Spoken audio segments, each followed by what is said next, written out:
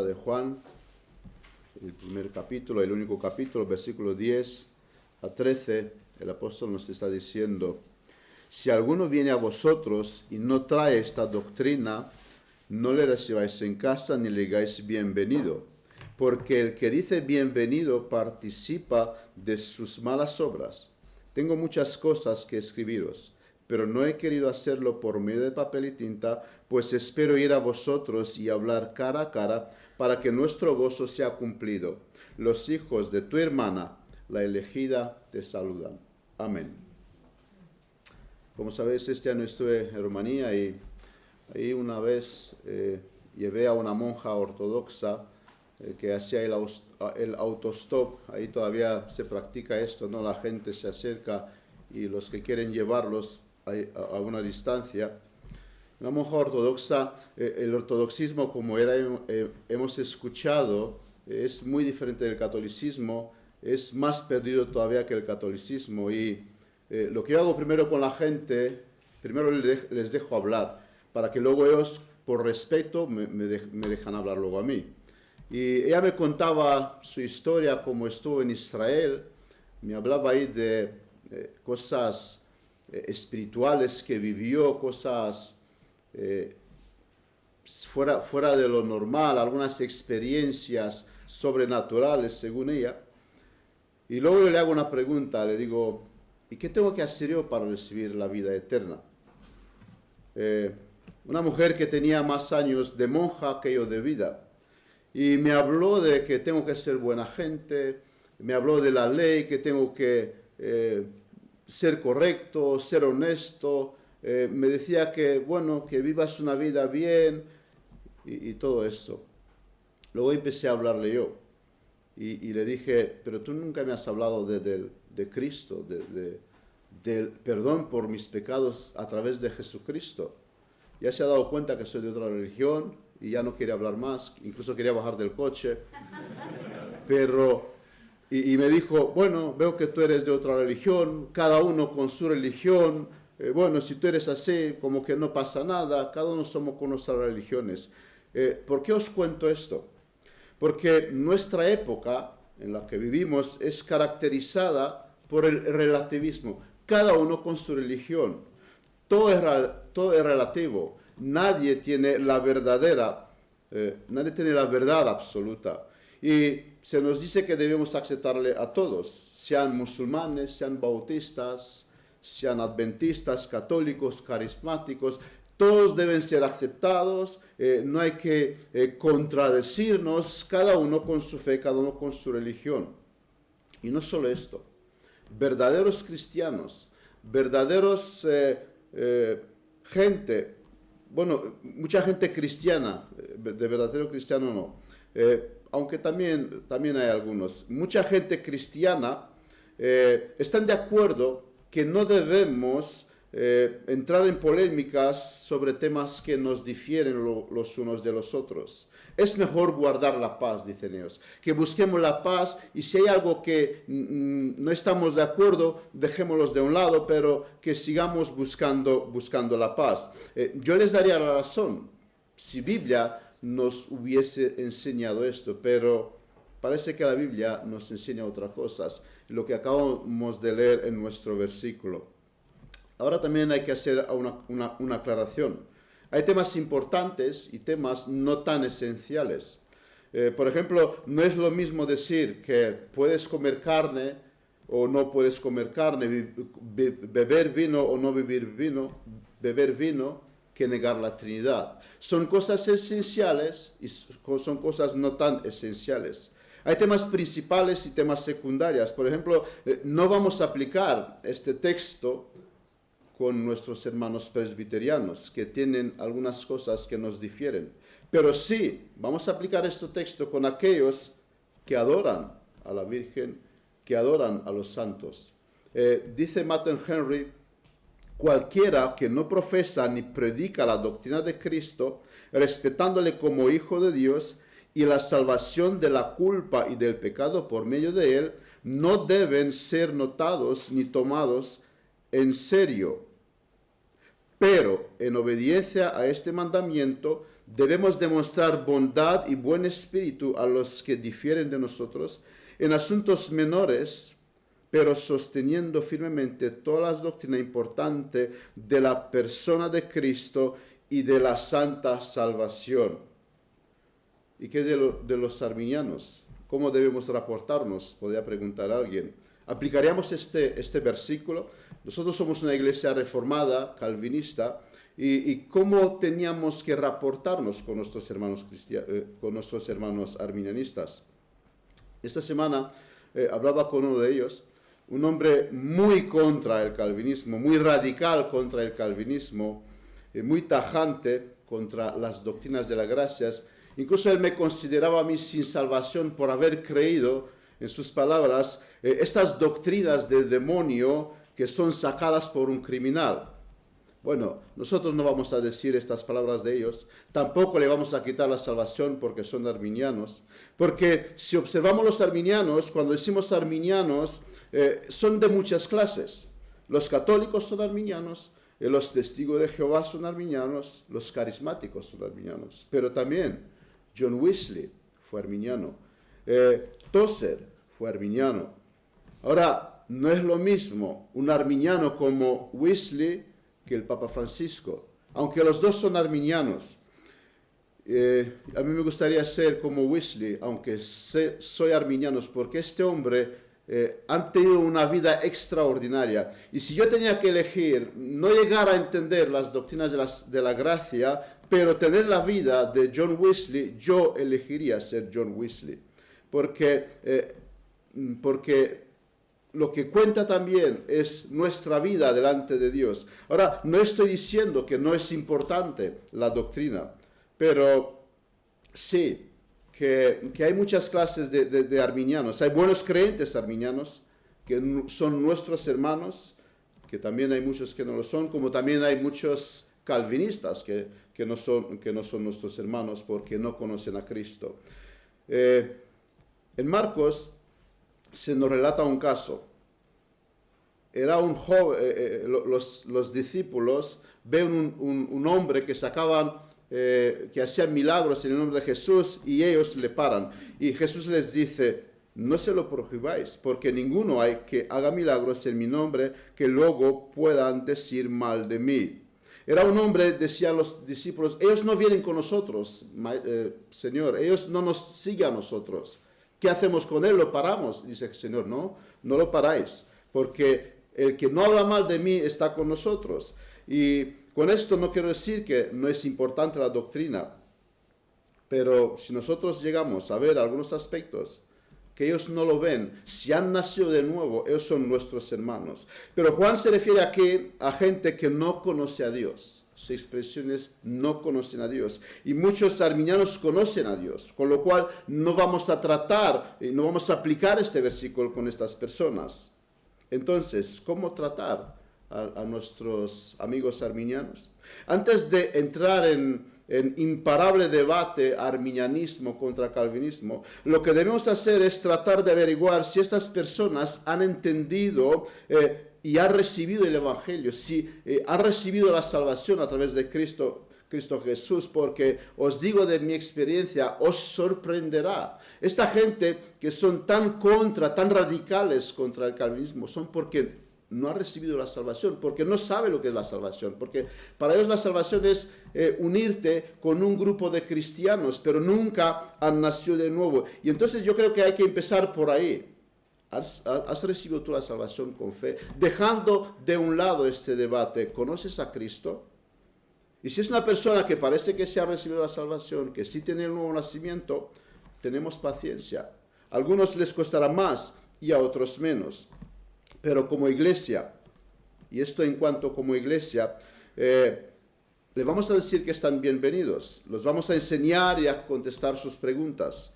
Lo que no aceptemos es que vengan a tratar de convencernos a nosotros que nosotros somos los equivocados. Esto no lo pueden hacer. Y entendemos que hay que aplicar de esta manera la enseñanza bíblica. Tampoco puede participar de la membresía, al menos que abracen, que entiendan las doctrinas de la gracia. Bien, con esta introducción vamos a ver por parte estos versículos y lo que voy a hacer hoy va a ser un sermón textual donde vamos a observar las últimas palabras de Juan en esta carta. Para empezar, el primer parágrafo, el primer versículo, la primera idea que Juan dice: si alguien viene a vosotros y no trae esta doctrina. Hemos dicho que esta carta, lo más probable, fue dirigida a una iglesia. Y entre las cosas que Juan le está diciendo a esta iglesia son también estas palabras. Tengamos algo por seguro. Hermanos, han habido, habrá y los hay alguienes, como Juan les llaman aquí, que vendrán a nosotros para convencernos de lo que creemos que está mal. Y de esto no nos vamos a librar toda nuestra vida. Satanás tratará de engañar. Si sería posible, incluso a los elegidos. Lo consiguió con Eva, como hemos escuchado en el texto adicional. Intentó con Cristo. ¿Cómo no lo va a intentar? Intentará con nosotros. Somos expuestos al peligro de irnos detrás de otras doctrinas. Los Gálatas, tenemos el testimonio de ellos, cayeron en esta trampa y Pablo tuvo que lidiar y trabajar duro para corregir a los Gálatas que cayeron en esto. Somos expuestos al peligro. Y tenemos que tener mucho cuidado, porque vivimos tiempos donde el cristianismo está muy dividido. Hay multitudes de doctrinas que unos no comparten con otros. He escuchado voces que claman unión y que sería bueno que nos unamos todos los cristianos, que formemos un grupo. Y esto parece que suena muy espiritual a la primera vista, pero no es lo que enseña la Biblia. Juan dice: si alguien viene a vosotros y no trae esta doctrina, no lo recibáis en casa. Disciplina. ¿Para qué vamos a disciplinar a alguien? Hay iglesias donde la disciplina no se aplica, aunque es una doctrina bíblica. Este año hay un escándalo también en Rumanía donde hay un pastor por el medio y se le acusa de algunas cosas. ¿Sabes lo que él dijo? El que no ha pecado, que me tire la primera piedra. Vaya exegesis. O sea, puedo hacer lo que quiero, puedo hacer lo que me da la gana, y si alguien tiene algo contra mí, primero que no tenga ningún pecado. Es lo que él ha entendido que enseña la Biblia. O sea, vamos a pulverizar la disciplina porque a nadie podemos disciplinar, porque no hay nadie aquí que no tenga pecado. Sometimiento.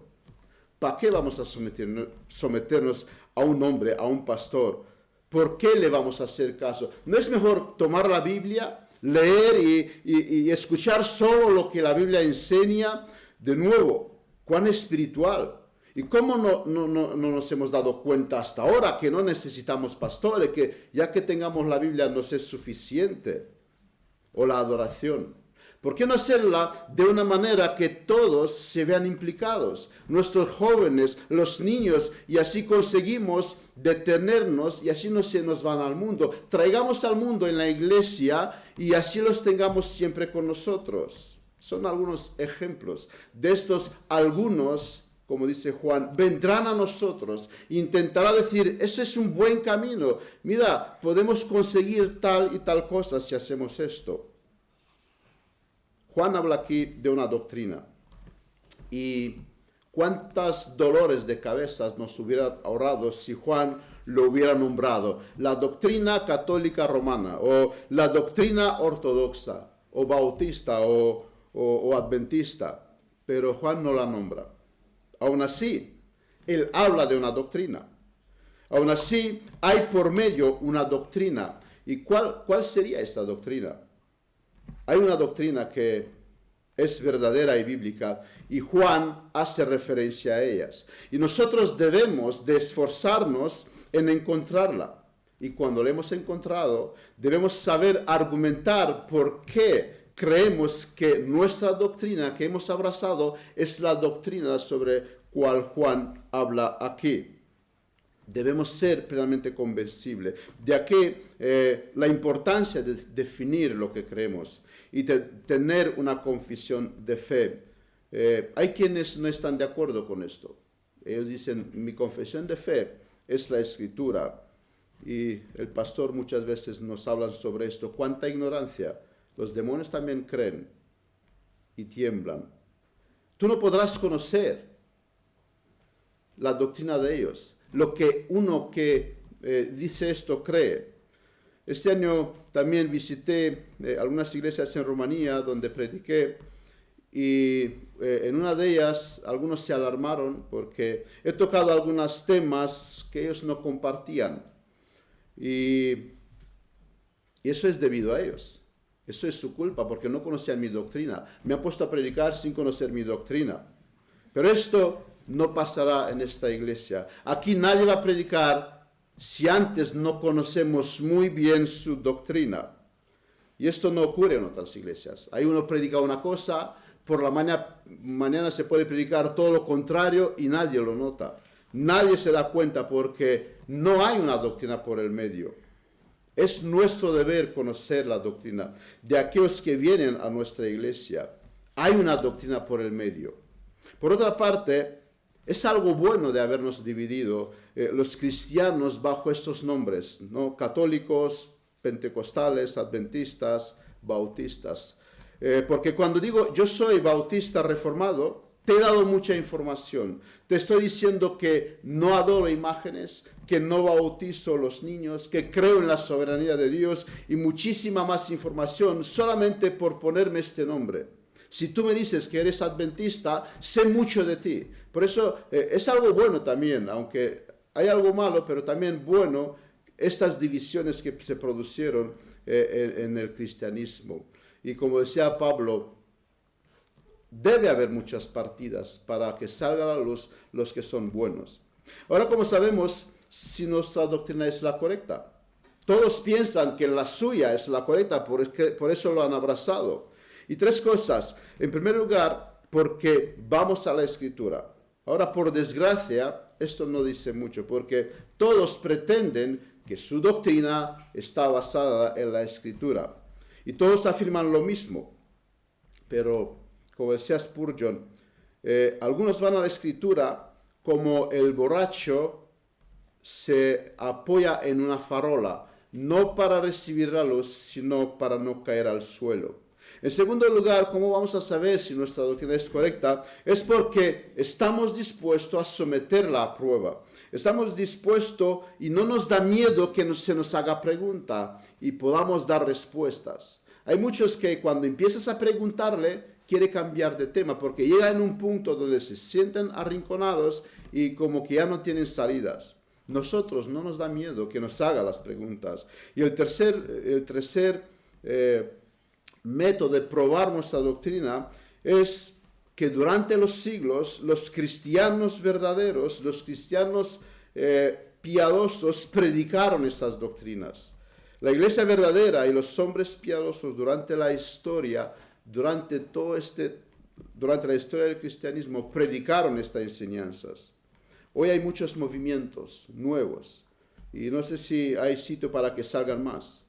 Nosotros no pertenecemos a lo que es nuevo. Lo que es nuestro es antiguo, está en toda la Escritura, fue predicado a lo largo de los siglos, porque la doctrina verdad es la doctrina más antigua. Y aquí los católicos nos podrán decir, ¿veis? Nosotros somos los más antiguos, pero no estoy hablando del nombre que se le da a una religión y que es la más antigua, sino de lo que se enseña, porque lo que hoy se enseña en el catolicismo no tiene nada que ver con lo que se enseñó en los primeros siglos. Por lo tanto, no es a esto a lo que me refiero, no es la religión más antigua, sino la enseñanza más antigua, la doctrina más antigua. Seguimos en adelante con nuestro versículo y dice Juan, no lo recibís en casa ni le digáis bienvenido. En nuestro versículo el apóstol nos dice cómo debemos portarnos con aquellos que, como dice él, no trae esta doctrina. y a la que él se refiere es a aquellos que no andan en los mandamientos de Dios, los que niegan las doctrinas, aquellos en cuyos corazones no fue derramado el amor de Dios. ¿Cómo debemos relacionarnos con estas personas que predican otro evangelio? Y Juan nos da aquí la respuesta. Pero para la cristiandad de nuestros días es difícil de asimilar lo que Juan nos enseña aquí. Y más por un apóstol que es el apóstol, como fue sobrenombrado, el apóstol del amor. ¿Y por qué Juan? ¿Por qué Juan nos da este mandamiento de no lo recibís en casa ni le digáis bienvenido? Hemos visto en el texto adicional. Oh, si Eva hubiera podido leer estos versículos y hubiera podido aplicar, ¿cuántas cosas se hubiera cambiado? Juan sabe la gran consecuencia de lo que puede ser la falsa doctrina, la falsa enseñanza. Pero tenemos también un ejemplo positivo. Cristo en el desierto. Se le acercó Satanás y Cristo no lo dejó entrar en su casa. En primer lugar, lo que Juan no quiere decir es que no significa que no tenemos que ser amables con aquellos que tienen doctrinas erróneas, que tienen doctrinas herejes.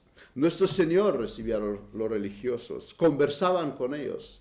Vemos en Juan 3, Cristo recibe a alguien de la categoría, como él decía, ni vosotros entráis, ni a otros dejéis que entre en el reino de los cielos. O sea, Cristo recibe a Nicodemo, un hombre que tenía tanta falta de conocimiento. Ellos necesitan escuchar el Evangelio. Vemos a Pablo en Roma, que él permaneció, dice la Escritura, 2 años enteros en una casa alquilada y recibía a todos los que a él venían. Y seguramente venían gente que tenían doctrinas erróneas, doctrinas herejes. De aquí vemos que este texto no nos insta a tener una aplicación literal. No se trata de una aplicación literal. Si los testigos de Jehová golpean a tu puerta, recíbelos en casa y predícale tú el Evangelio.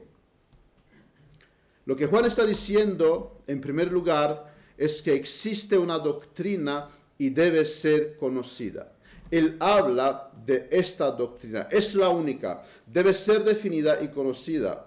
Y los hermanos debemos conocer y abrazar las doctrinas. Nuestras convicciones tienen que ser claras, no podemos vacilar en cuanto al Evangelio. Habrá aspectos de menor importancia, pero aspectos de mayor importancia y no podemos dudar de ellos. No es lo mismo comer o no comer carne, pero sí la persona de Cristo y la Trinidad. En segundo lugar, Juan habla en plural. Si alguien viene a vosotros, de nuevo, un argumento que esta señora es una iglesia, viene a vosotros. Lo que Juan está diciendo es que no podemos dejar que alguien con una doctrina diferente a nosotros se nos pueda unir y formar parte de nuestro grupo. Juan habla aquí de que Él viene a nosotros para traernos su doctrina. Él quiere introducir en nuestra iglesia su enseñanza. Él quiere que nosotros creamos lo que Él cree. Y esta persona no puede ser admitida. Esta persona tiene que ser rechazada. Nuestras convicciones son firmes. Las creemos, no dudamos de ellas. Y aquel que intentará cambiar recibirá nuestro rechazo. Y eso no es falta de amor. Eso es lo que la Biblia enseña. Eso es lo que Juan nos instruye que hagamos aquí. Estas personas deben sentir nuestro rechazo. Y esto por su enseñanza. No le digáis bienvenido. Y si existen personas que se sintieron rechazadas por nuestra iglesia, no les debemos pedir perdón. Eso sí, si el rechazo fue por otras causas que sus creencias y sus prácticas. La separación de personas que no creen lo mismo que nosotros, es algo, vemos aquí, bíblico. Y esto es lo que Juan está diciendo aquí. Por supuesto, que puedan venir, sentarse, escuchar, pero nunca pertenecer como miembros a la iglesia. La situación es lamentable en la que se encuentran las iglesias de hoy, porque no se han aplicado estos versículos. Vamos a hacer algo para que todo sea más divertido. Dejemos de un lado el principio regulativo de la adoración. Vamos a guiarnos por el principio normativo. ¿Para qué? Para que todo sea más dinámico. Y la adoración es pulverizada. Hay personas que vienen con estas doctrinas, y Juan dice, no la dejéis en casa. En nuestros días hay una percepción equivocada de los cristianos. Se esperan de ellos que sean sonrientes con todo el mundo, que le den abrazo a todo el mundo que viene y que no discuta mucho sobre los que los difieren, que eviten de causar problema y buscar la paz, incluso con sacrificar las convicciones. Voy a detenerme para observar esta doctrina y traer algunos ejemplos que los vemos en toda la Escritura. ¿Qué nos enseña la Escritura? Porque también hay un peligro de tomar unos versículos e insistir sobre ellos y sacar de ahí una doctrina. Por esto voy a demostrar que toda la Escritura nos enseña este principio de separación. En primer lugar, Dios actúa de esta manera.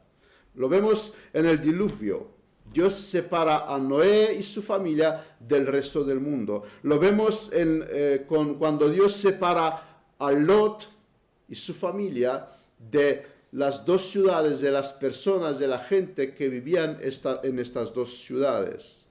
Él separó a Israel del resto del mundo, le llamó pueblo elegido, se le reveló, y un gentil no podría entrar en el templo. ¿Por qué? Porque así lo dispuso Dios. Y en un final también Dios separará a los hombres que creyeron en Él de los demás. En un final Dios separará el trigo de la cizaña, las ovejas de las cabras. Él separará las vírgenes sensatas de las vírgenes insensatas. En segundo lugar, leemos un texto en Génesis. Por tanto dijo Abraham, hablando Sara, echa a esta sierva y a su hijo, porque el hijo de esta sierva no ha de heredar con Isaac mi hijo. Este dicho pareció grave en gran manera a Abraham a causa de su hijo. Entonces dijo Dios a Abraham, no le hagas caso a Sara, Abraham. ¿Es lo que dice? No, el texto no dice esto. No dice Sara no tiene amor. El texto dice, no te parezca grave a causa del muchacho y de tu sierva. En todo lo que te dijere Sara, oye su voz, porque en Isaac te será llamada descendencia. O sea, Sara le pide a Abraham que deseche a este hijo. Y Dios le está diciendo a Abraham, hazle caso. Hazle caso porque eso es lo que hay que hacer. Podemos pensar que Sara no actuó bien, pero vemos que Dios estaba con ella. A Abraham le pareció grave, pero Dios confirma que Sara está en lo correcto. Abraham, tienes que desecharte de este hombre, Ismael. Él era hijo de Abraham. ¿Y crees que no le dolió a Abraham hacer esto? Nos duele tener que actuar en contra de nuestros intereses de esta manera. Y no nos es cómodo. A Abraham no le fue nada cómodo tener que renunciar a este hijo. Era hijo suyo. Al final y al cabo, era su hijo. Fue nacido en sus brazos. Puede que con lágrimas, el segundo día le dio a su madre pan y agua y se despidió de ellos. ¿Y mandándole dónde? A ningún lugar. Vemos lo que Abraham hizo. Y lo natural en el ser humano es elegir el camino de la comodidad. Abraham podría haber alimentado a este hijo con su madre y no le costaba nada, pero vemos que Dios nos deja aquí el principio de la separación. Abraham, tú tienes que separarte de tus obras de la carne, de lo que tú has hecho, porque Ismael era el resultado de que Dios quería ayudar, de que Abraham quería ayudar a Dios en sus planes, en sus promesas. Y este es un ejemplo que nos habla a nosotros. ¿Quién era Isaac? El hijo de la promesa. ¿Quién era Ismael? Obra de Abraham, que intentó ayudar a Dios. Y nosotros debemos y somos llamados a actuar como Abraham. Es un actuar radical y Abraham lo hizo. En tercer lugar, otro ejemplo, la toma de posesión de Canaán. Dios saca a Israel de Egipto, le promete Canaán, les manda a matar a estos pueblos. Ellos se van y es lo que hacen, aunque no de todo. Dice Deuteronomios, no harás así a Jehová tu Dios, porque toda cosa abominable que Jehová aborrece hicieron ellos y sus dioses, pues aún a sus hijos y a sus hijas quemaban en el fuego a sus dioses. Vemos lo que esta gente hacía y qué está haciendo Dios, iros y destruir a estas naciones. Dios no les dice que vayan, que buscan compartir la tierra, sino que escuchamos algo muy fuerte, mata a estos pueblos. Otro ejemplo lo vemos con Samuel. Después Samuel dijo a Saúl, Jehová me envió a que te ungiese por rey sobre su pueblo Israel. Ahora pues, está atento a las palabras de Jehová. Así ha dicho Jehová de los ejércitos. Yo castigaré lo que hizo Amalec a Israel al oponerse en el camino cuando subía de Egipto. Ve pues, Saúl, y hiere a Amalec. Destruye todo lo que tiene y no te apiades de él. Mata a hombres, mujeres, niños y aún los del pecho, vaca, ovejas, camellos y asnos.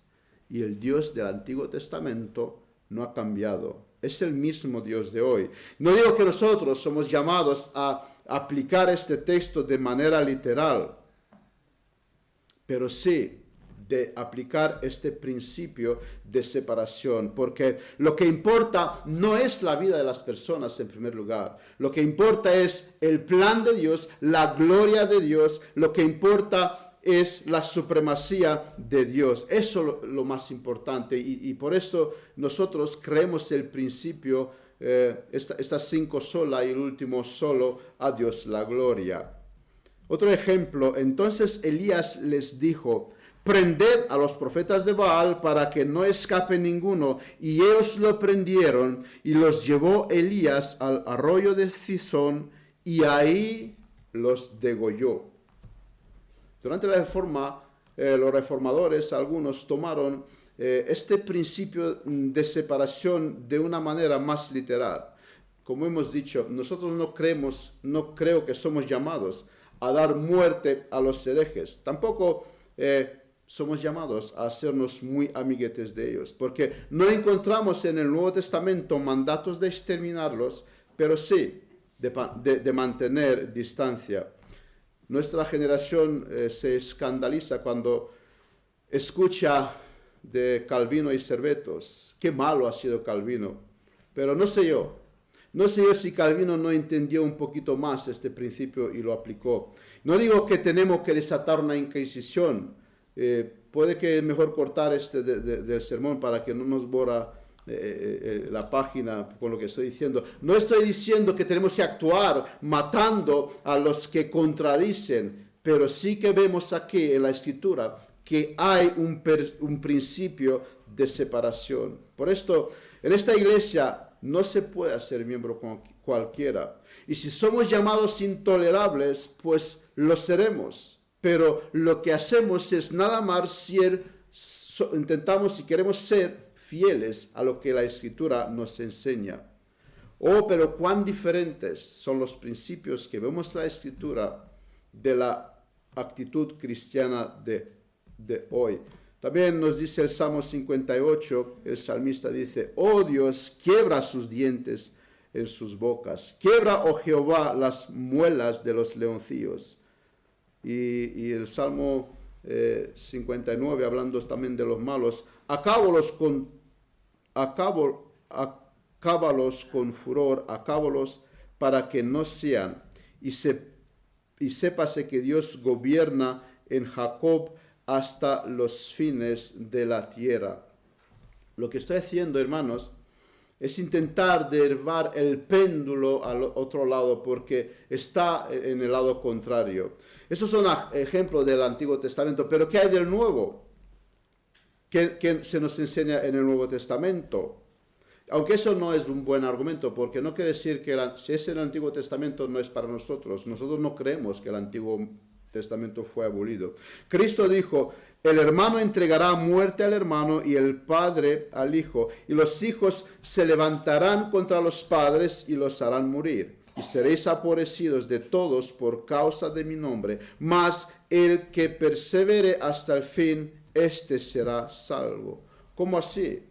Porque no soportarán la luz del Evangelio que le predicamos, porque no nos interesa en primer lugar la paz con nuestros familiares, sino la gloria de Dios, los principios que Dios nos ha dejado reflejado, porque no estaremos dispuestos a renunciar a nuestras convicciones. En Mateo 10:34, no penséis que he venido a traer la paz, sino he venido a traer la espada. Pero lo que tenemos hoy son gente que parece decir que lo que dice Cristo aquí no debe ser tomado tan en serio. Ellos son capaces de encontrar un camino para que todos sean contentos. También Pablo enseñó este principio en Corintios cuando dijo: sacad fuera este mal que hay en vosotros. De cierto se oye que hay entre vosotros fornicación.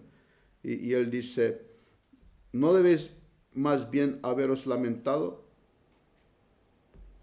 Tanto que alguno tiene la mujer de su padre, y vosotros estáis envanecidos. Sacarle fuera a este hombre.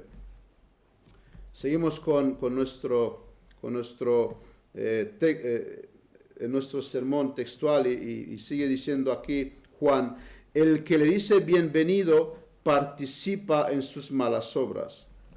Juan está dando aquí algo por sentado.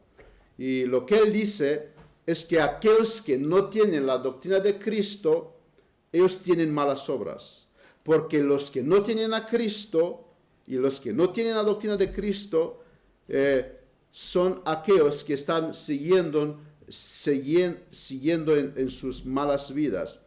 Y esto es así porque por sus frutos los conoceréis. Solo los que están en Cristo tienen buenos frutos.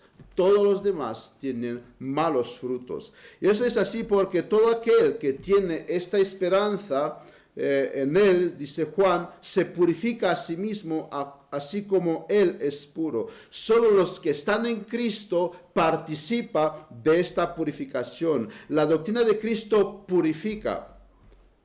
Oh, pero dirán algunos, Él es un cristiano carnal.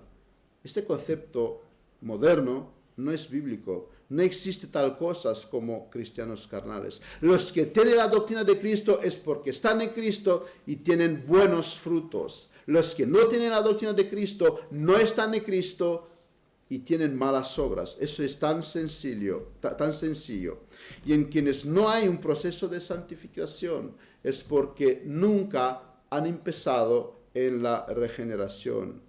En el que no existe la esperanza, no existe purificación y no existe la salvación, porque muchos abrazaron la religión cristiana, pero nunca abrazaron a Cristo y a su doctrina. Por esto hay gente que predican otro evangelio. Por eso tenemos tantas cosas que lastimar en el seno de la iglesia.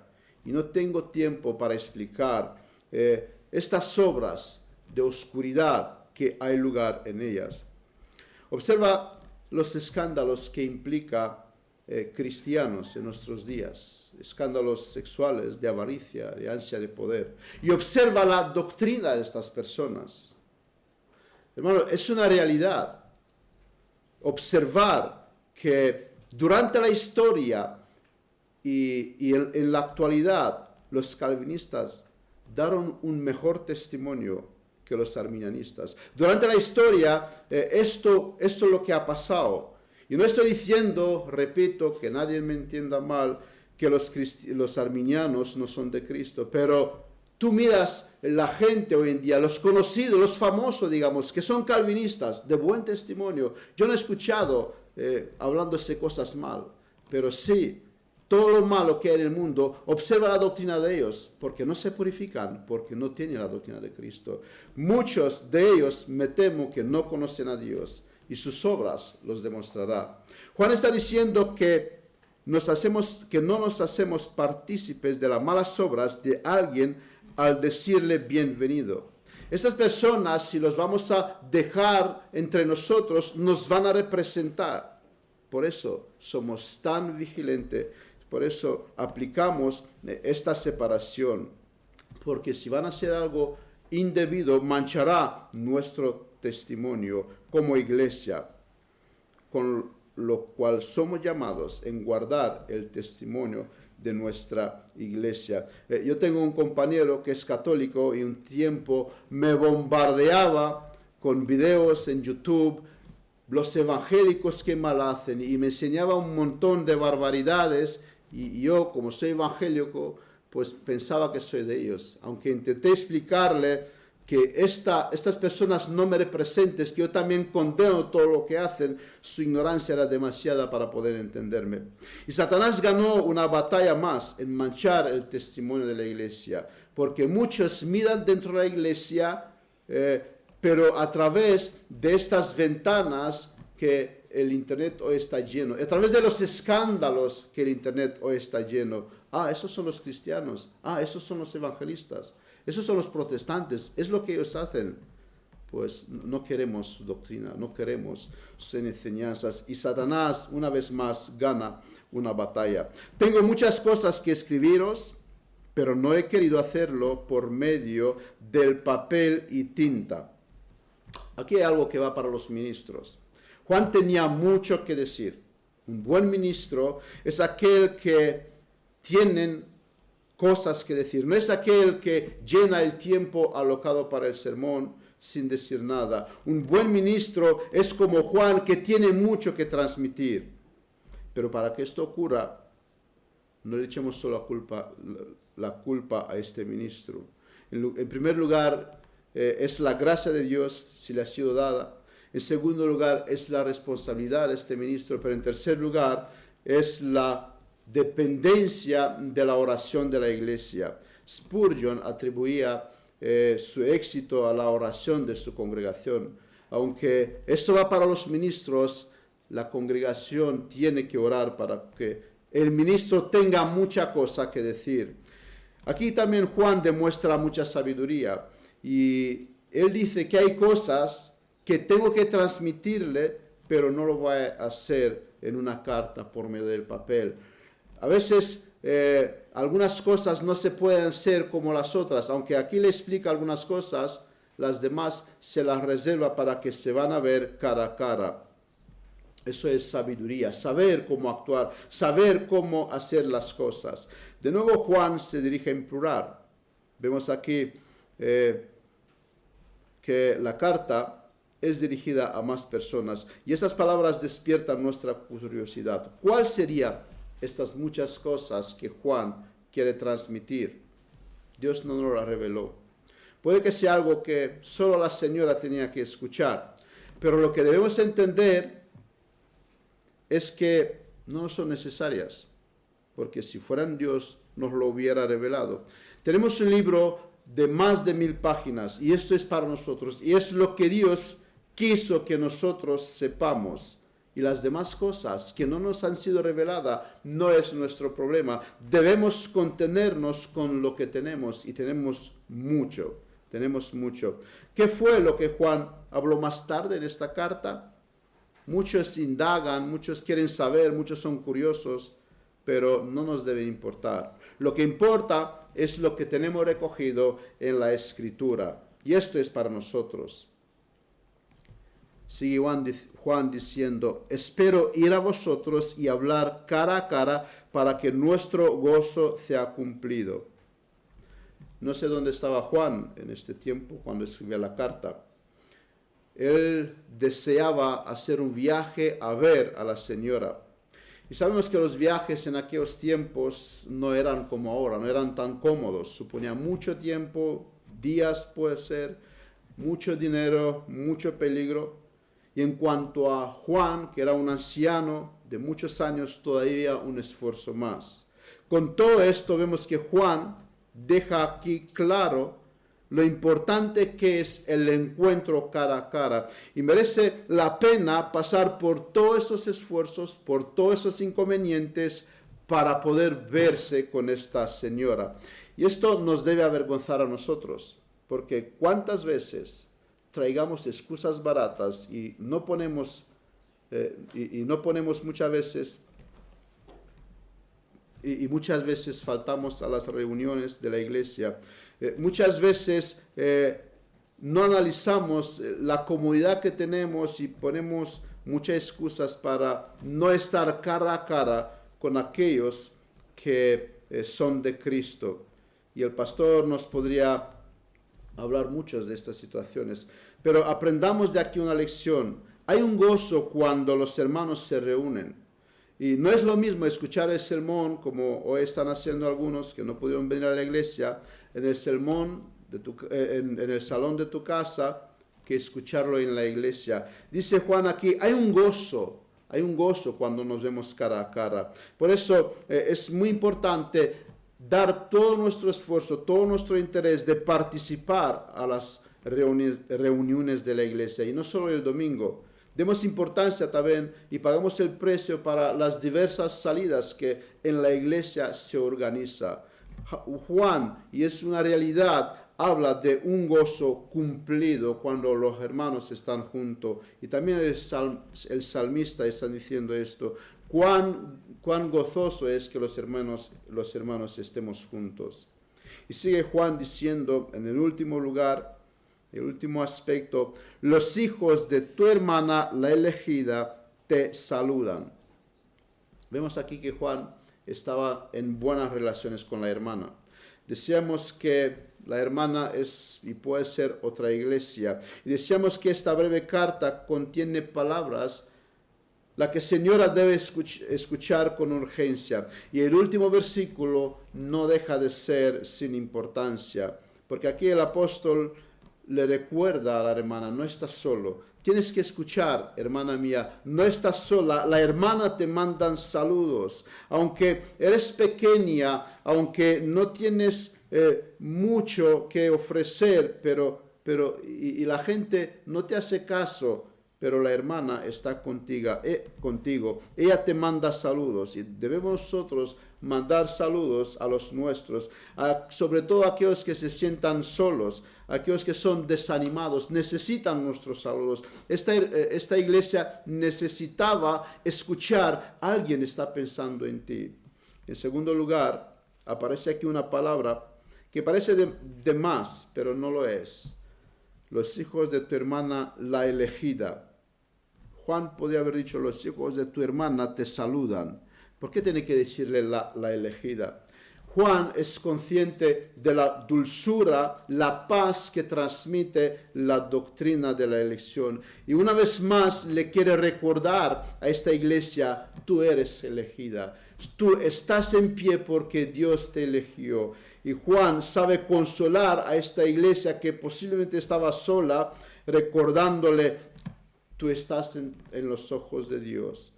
Tú eres elegida, Dios ha puesto los ojos en ti. Así que, aunque eres pequeña, aunque no puedes hacer mucho, tú eres de parte de Dios. Dios está mirándote con favor y con agrado.